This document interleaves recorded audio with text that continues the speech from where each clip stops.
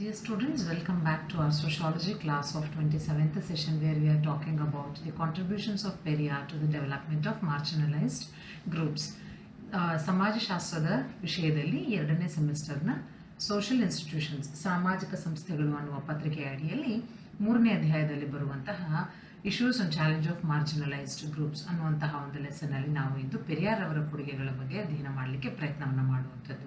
The content has been prepared by Sunil K, who is working as assistant professor and heading the Department of Sociology at Government College for Women, Kolar.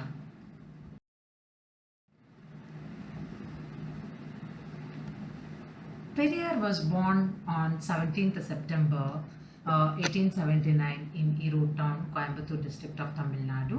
He was born to a Balija merchant family. His father was Venkatappa Naidu and mother Chinnatayammal. ಇವರು 1879 September 17ರಂದು ಜನಿಸ್ತಾರೆ Erode ಪಟ್ಟಣದಲ್ಲಿ, ತಮಿಳುನಾಡಿನ ಕೊಯಂಬತ್ತೂರು ಜಿಲ್ಲೆಯ ಈರೋಡ್ ಪಟ್ಟಣದಲ್ಲಿ. ಇವರ ತಂದೆ ವೆಂಕಟಪ್ಪ ನಾಯ್ಡು ಮತ್ತು ತಾಯಿ ಚಿನ್ನತಾಯಮ್ಮಾಳ್ ರವರು. Since his young age only he started questioning the contradictions in Hindu mythology. ಅವರು ತುಂಬ ಚಿಕ್ಕ ವಯಸ್ಸಿನಿಂದಲೇ ಹಿಂದೂ ಪುರಾಣಗಳಲ್ಲಿ ಕಂಡುಬರುವಂತಹ ವೈರುಧ್ಯಗಳನ್ನು ಪ್ರಶ್ನೆ ಮಾಡಲಿಕ್ಕೆ ಪ್ರಾರಂಭ ಮಾಡ್ತಾರೆ ಅವರು. He was married at the age of 19 to Nagammai, but she died in the year 1933 and again he was married in the year 1948. 19ನೇ ವಯಸ್ಸಿನಲ್ಲೇ ಅವರಿಗೆ ನಾಗಮ್ಮಯ್ಯ ಅವರ ಜೊತೆಗೆ ವಿವಾಹವಾಗುತ್ತೆ. ಬಟ್ ಆದರೆ ಆಕೆ 1933ರಲ್ಲಿ ನಿಧನವಾಗ್ತಾರೆ. ನಂತರದಲ್ಲಿ 1948ರಲ್ಲಿ ಇವರಿಗೆ ಪುನರ್ವಿವಾಹವನ್ನು ಮಾಡ್ತಾರೆ. The social activities taken up by Periyar are as follows. In the year 1924, he participated in a non-violent Vaikom agitation in Kerala. ಕೇರಳದಲ್ಲಿ ಅಹಿಂಸಾತ್ಮಕವಾದಂತಹ ವೈಕೋಮ್ ಆಂದೋಲನದಲ್ಲಿ ಇವರು 1924ರಲ್ಲಿ ಭಾಗವಹಿಸ್ತಾರೆ.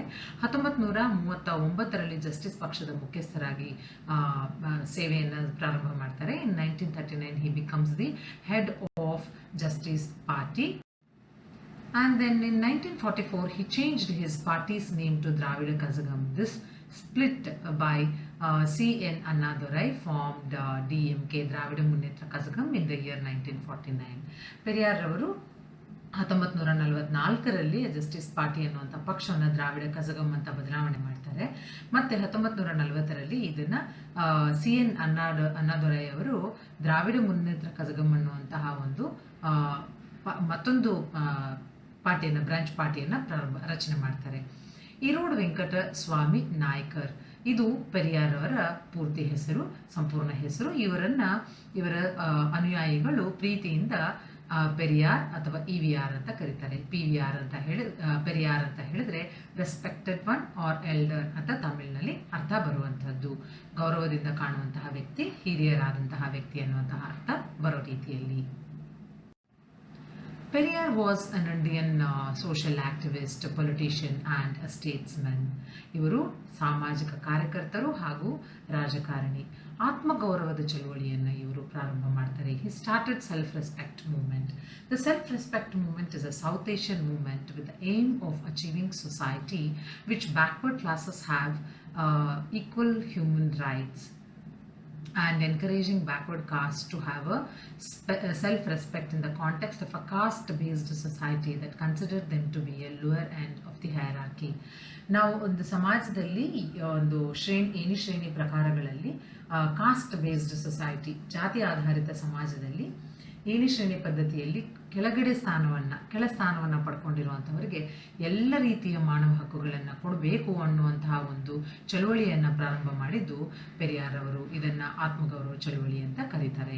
Periyar propagated principles of rationalism, self respect, women's rights and eradication of caste. ಇವರು ವೈಚಾರಿಕತೆ, ಸ್ವಾಭಿಮಾನ, ಆತ್ಮಗೌರವ, ಮಹಿಳೆಯರ ಹಕ್ಕುಗಳು ಮತ್ತು ಜಾತಿ ನಿರ್ಮೂಲನೆ ಈ ರೀತಿಯ ಅನೇಕ ತತ್ವಗಳನ್ನು ಕುರಿತು ಪ್ರಚಾರ ಮಾಡ್ತಾರೆ.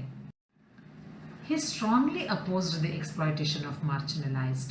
ವಂಚಿತರ ಒಂದು ಶೋಷಣೆಯನ್ನು ಅವರು ತೀವ್ರವಾಗಿ ವಿರೋಧ ಮಾಡ್ತಾರೆ. ಯಾಕೆ ಅಂತ ಹೇಳಿದ್ರೆ ಅದು ಬಹಳ ಕಷ್ಟಕರವಾಗಿರುವಂತಹ ಒಂದು ಪರಿಸ್ಥಿತಿಯನ್ನು ನಮಗೆ ತೋರಿಸ್ಕೊಡುತ್ತೆ. Periyar joined the Indian National Congress in the year 1919 and resigned in the year 1925 because he felt that it was propagating or it was protecting the interests of only the Brahmins, the upper caste people. So he resigned in the year 1925. 1919ರಲ್ಲಿ ಭಾರತೀಯ ರಾಷ್ಟ್ರೀಯ ಕಾಂಗ್ರೆಸ್ಸನ್ನು ಸೇರ್ತಾರೆ. ಆದರೆ ಅಲ್ಲಿ ನಡೀತಾ ಇದ್ದಂತಹ ಪ್ರಾಕ್ಟೀಸಸ್ನಲ್ಲಿ ಅವರು ಬ್ರಾಹ್ಮಣ ಸಮುದಾಯಕ್ಕೆ ಹೆಚ್ಚು ಆಸಕ್ತಿಯನ್ನು ಕೊಡ್ತಾ ಇದ್ದಾರೆ ಅಥವಾ ಹಿತಾಸಕ್ತಿಯನ್ನು ವಹಿಸ್ತಾ ಇದ್ದಾರೆ ಎನ್ನುವಂತಹ ಒಂದು ಅರಿವು ಉಂಟಾದಾಗ 1925ರಲ್ಲಿ ಅದಕ್ಕೆ ರಾಜೀನಾಮೆಯನ್ನು ನೀಡ್ತಾರೆ. ಪೆರಿಯಾರ್ ಅವರ ಕಾಂಟ್ರಿಬ್ಯೂಷನ್ಸ್ ಏನು, ಕೊಡುಗೆಗಳು ಏನು ಅನ್ನೋದು ಬಂದಾಗ ಮೊಟ್ಟ ಮೊದಲನೇದಾಗಿ ನಾವು ನೋಡುವಂಥದ್ದು ವೈಚಾರಿಕತೆಯ ತತ್ವ. ಇವರು ಮಾನವತಾವಾದಿ ವಿಚಾರವಾದಿ ಆದರ್ಶಗಳನ್ನು ಪ್ರಚಾರ ಮಾಡುವಂತಹ ಮಹಾನ್ ನಾಯಕರಾಗಿದ್ದರು. Principle of rationalism. He was a leader to propagate humanist rationalist ideals. He agitated against all kind of superstitious beliefs.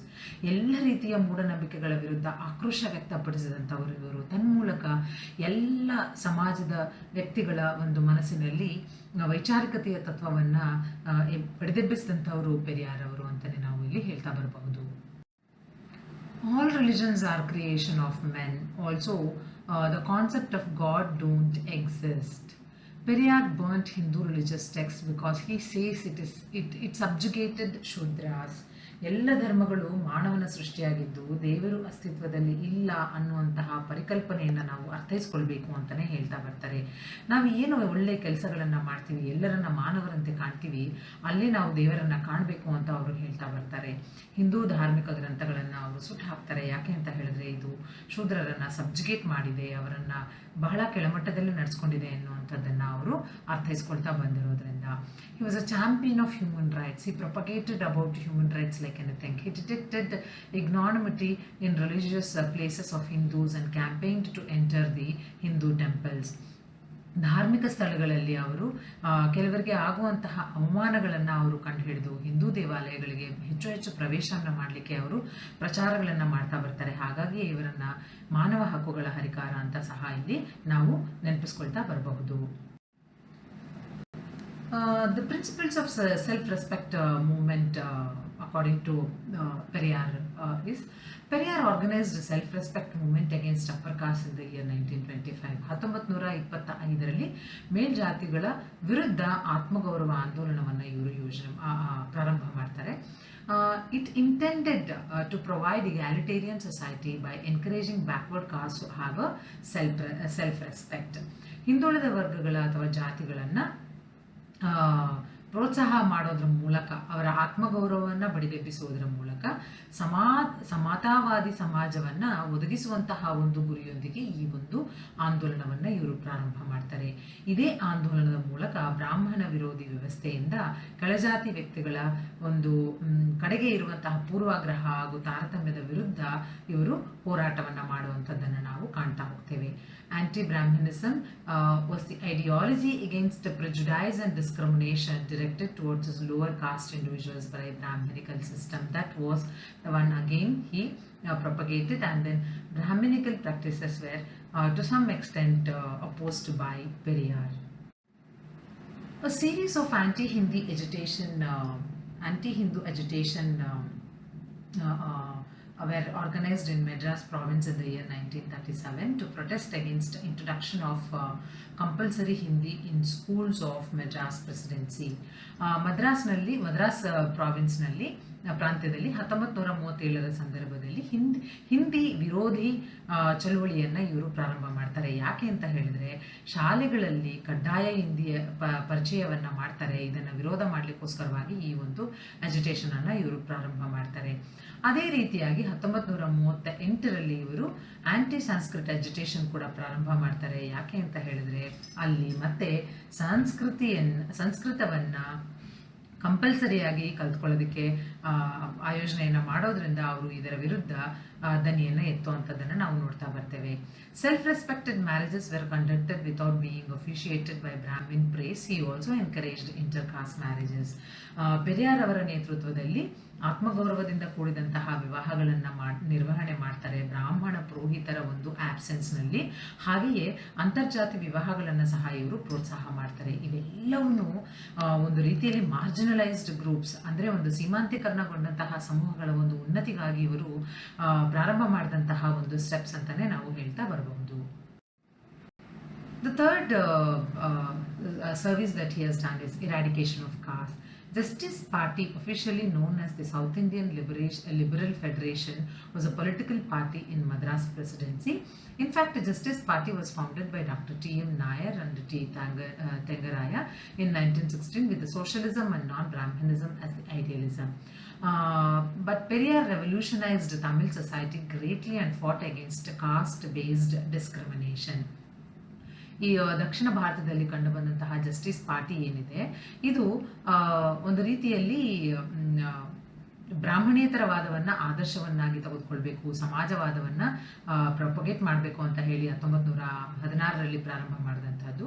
Periyar ಅವರು ತಮಿಳು ಸಮಾಜವನ್ನು ಬಹಳವಾಗಿ ಇನ್ಫ್ಲುಯೆನ್ಸ್ ಮಾಡ್ತಾರೆ, ಕ್ರಾಂತಿಯನ್ನು ಮಾಡೋದಕ್ಕೆ ಇನ್ಸ್ಪೈರ್ ಮಾಡ್ತಾರೆ. ಜಾತಿ ಆಧಾರಿತ ತಾರತಮ್ಯದ ವಿರುದ್ಧ ಅವರು ಹೋರಾಟವನ್ನು ಮಾಡಿ ಬೇರೆಲ್ಲರನ್ನೂ ತಮ್ಮ ಹೋರಾಟದಲ್ಲಿ ಪಾಲ್ಗೊಳ್ಳೋ ರೀತಿಯಲ್ಲಿ ಮಾಡ್ತಾ ಬರುವಂಥದ್ದು ಪೆರಿಯಾರ್ ಅವರು. UNESCO described him as the prophet of new age, the Socrates of Southeast Asia.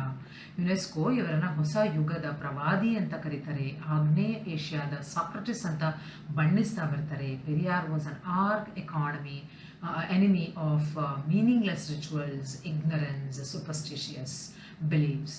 Periyar ಅವರು ಅರ್ಥಹೀನ ಆಚರಣೆಗಳು, ಅಜ್ಞಾನದಿಂದ ಕೂಡಿದಂತಹ ಮೂಢನಂಬಿಕೆಗಳ ವಿರುದ್ಧ ಶತ್ರುವಾಗಿ ಅವರು ತಮ್ಮ ಸೇವೆಯನ್ನು ಸಲ್ಲಿಸ್ತಾ ಬರ್ತಾರೆ. ಹಾಗಾಗಿ ಇವರನ್ನು ಇವೆಲ್ಲದರ ಒಂದು ಪ್ರಧಾನ ಶತ್ರು ಅಂತಾನೆ ಕರಿತಾ ಬರುವಂಥದ್ದು. Periyar advocated Dravidian culture and rejected Brahminical culture and the religion. Periyar ಅವರು ದ್ರಾವಿಡ ಸಂಸ್ಕೃತಿಯನ್ನು ಹೆಚ್ಚು ಪ್ರತಿಪಾದನೆ ಮಾಡ್ತಾರೆ ಮತ್ತು ಬ್ರಾಹ್ಮಣ ಸಂಸ್ಕೃತಿ ಮತ್ತು ಧರ್ಮವನ್ನು ಅವರು ತಿರಸ್ಕಾರ ಮಾಡ್ತಾ ಬರ್ತಾರೆ. ಅದು ತಿರಸ್ಕಾರ ಮಾಡೋದು ಅಂತ ಹೇಳಿದ್ರೆ ಅಲ್ಲಿರುವಂತಹ ಒಂದು ಗ್ಲೋರಿಫೈಡ್ ರಿಚುವಲ್ಸನ್ನು ಅವರು ತಿರಸ್ಕಾರ ಮಾಡ್ತಾ ಬರುವಂಥದ್ದು. Anti-Aryan movement was launched by him and he demanded for communal representation. ಆರ್ಯ ವಿರೋಧಿ ಆಂದೋಲನವನ್ನು ಅವರು ಹೆಚ್ಚು ಪ್ರಾರಂಭ ಮಾಡ್ತಾ ಬರ್ತಾರೆ. ಮತ್ತು ಪ್ರತಿಯೊಂದು ಸಮುದಾಯದ ಪ್ರಾತಿನಿಧ್ಯಕ್ಕಾಗಿ ಅವರು ಹೆಚ್ಚು ಒತ್ತಾಯ ಮಾಡುವಂಥದ್ದನ್ನು ನಾವು ಕಾಣ್ತಾ ಬರ್ತೇವೆ. ಇದೇ ಪ್ರಕಾರವಾಗಿ ಇವರು ಹೆಚ್ಚು ಸೇವೆಗಳನ್ನು ಮಾಡಿದಂತಹದ್ದನ್ನು ನಾವು ನೋಡ್ತಾ ಬರುವಂಥದ್ದು. ಪೆರಿಯಾರ್ ಅವರ ಒಂದು ಕೊಡುಗೆಗಳು ಯಾವುದು ಅಂದರೆ ನಮ್ಮ ಡೌನ್ ಟ್ರಾಡನ್ ಕಾಸ್ಟ್ ಏನಿದೆ ಅಥವಾ ನಮ್ಮ ಒಂದು ಮಾರ್ಜಿನಲೈಸ್ಡ್ ಗ್ರೂಪ್ಸ್ ಅಂತ ಏನು ನಾವು ಕರಿತೀವಿ, ಸಮೂಹದ ಅಂಚಿನಲ್ಲಿರುವ ಒಂದು ಗುಂಪುಗಳು ಏನಿದೆ, ಸಮೂಹಗಳು ಏನಿದೆ, ಅವರ ಉನ್ನತೀಕರಣಕ್ಕಾಗಿ ಅವರು ಮಾಡಿರುವಂತಹ ಕೊಡುಗೆಗಳು ಬಹಳಷ್ಟು ಇದೆ ಅನ್ನುವಂಥದ್ದನ್ನು ನಾವು ಇಲ್ಲಿ ನೋಡಿದಾಗ ಅರ್ಥ ಮಾಡ್ಕೊಳ್ತಾ ಬರ್ಬೋದು. ಇವರು 24ನೇ ಡಿಸೆಂಬರ್ 1973ರಲ್ಲಿ ವೆಲ್ಲೂರಿನಲ್ಲಿ ದೇಹತ್ಯಾಗವನ್ನು ಮಾಡುವಂಥದ್ದನ್ನು ನಾವು ಇಲ್ಲಿ ತಿಳ್ಕೊಳ್ತಾ ಬರ್ಬೋದು. Dear students, let us talk about another great personality in the next class and their contributions towards the upliftment of the marginalized groups. Thank you.